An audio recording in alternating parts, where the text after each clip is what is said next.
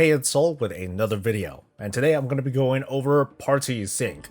It's one of the new features coming in the 8.2.5 social patch. Yeah, I'm going to call it the social patch. I mean, there's plenty of story, cool stuff that's going to happen in the upcoming patch, but once that story is over the first time, it's like, what's left? Then what? Patch 8.2.5 is bringing in features that's more than simply a gimmick that we're going to take advantage of over the course of an expansion and then toss aside. These are things that are basically changing the foundation of the game, but let's just get right into it. Party Sync is a feature that has a mission, and that's to get more players playing together. In this case, it's trying to bridge people together who might be of different levels, or basically if people are asking you for help and you happen to be a high level player, you don't have alts, but they want to play with you, you can. Party Sync is, well, it's a button. That's how easy Blizzard is trying to make this system.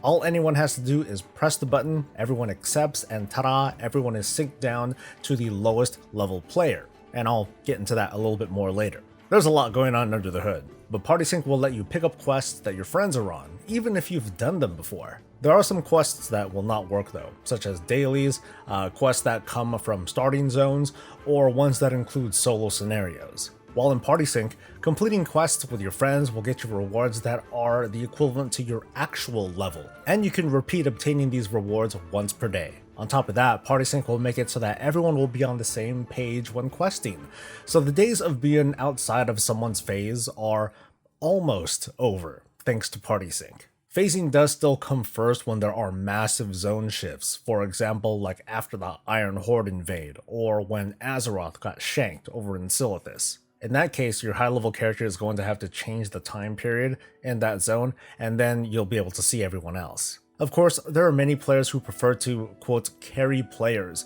with their high-level character, and you can still do so. Party Sync is designed to have people have a similar experience together, rather than just having that carry and client relationship. I've been seeing a lot of confusion and questions in forums and elsewhere, so I'm going to try to clear up just how Party Sync will adjust our high-level characters so that we can play with our friends. Let's pretend that you, person at home and on the toilet, want to use your max level character to help your friend, and they happen to be level 30. Party Sync is turned on and your level is synced down to level 60.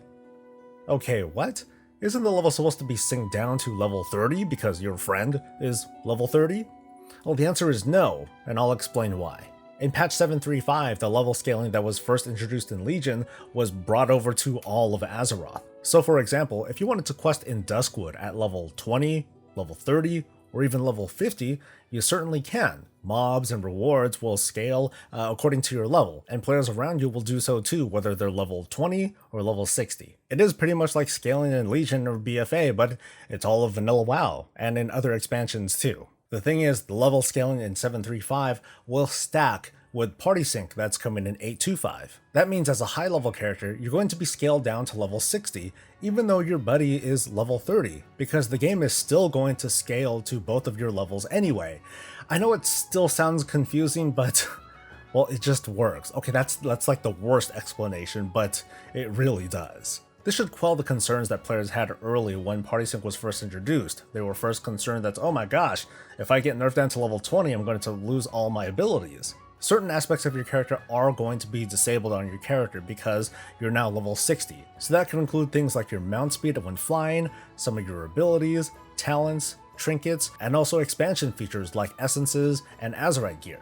But you are going to have your abilities up to level 60, so it'll still put you well ahead of your level 20 or your level 30 friend.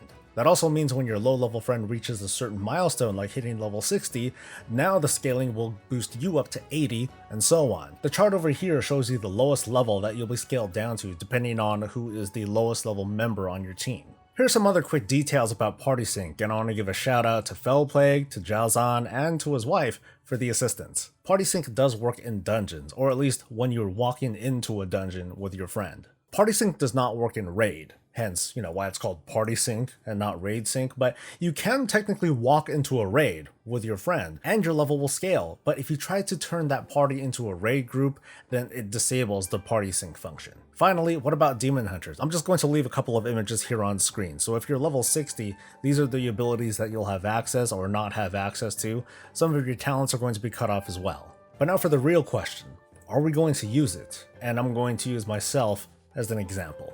To be perfectly honest, whenever I'd see guildmates ask if, hey, does anyone want to level a character with me or anything like that, I never ever answered. And it's mostly because I just disliked the whole awkwardness of asking them, okay, what character are you on? Or what level are you? What kind of quest line are you on? And that sort of alignment just drove me nuts. So unfortunately, I didn't help them. Party sync takes away that excuse, so it kind of leaves me naked and selfish if I still were to refuse helping people out. But seriously, I think that this feature has the potential for causing huge change in WoW. Just my opinion, but this system doesn't need to bring in like 1 million subs in order for it to be considered successful.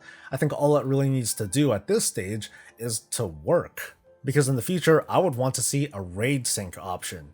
I think that would do a lot to inject a little bit more life into old raid content. So imagine a World of Warcraft with raid sync. What if certain things like mounts were to have an increased drop rate if you completed it while raid sync is going? What if the last boss of Molten Core dropped some sort of, I don't know, like a wardrobe or basically a complete transmog set for your character? I know that class design and scaling would kind of muck things up, but it would be sort of cool to see players take on Heroic 25 Lich King or Sinestra or, encounters like that when raid sync is on. It'd be cool to see a vibrant community that enjoys just doing old content. It would be much easier for them to get members because all it takes is for one person or one low-level character to sync all of them down to like level 60 or level 80 so they can complete some of this content. There's some cool possibilities, but as always, what do you think of this feature? Do you like it? Do you not like it? Etc. I encourage you to share your thoughts in a comment below. Of course, don't forget to like the video and subscribe for more of this and all things Warcraft. I'll see you next time. Until then, stay safe, stay happy, and stay breezy.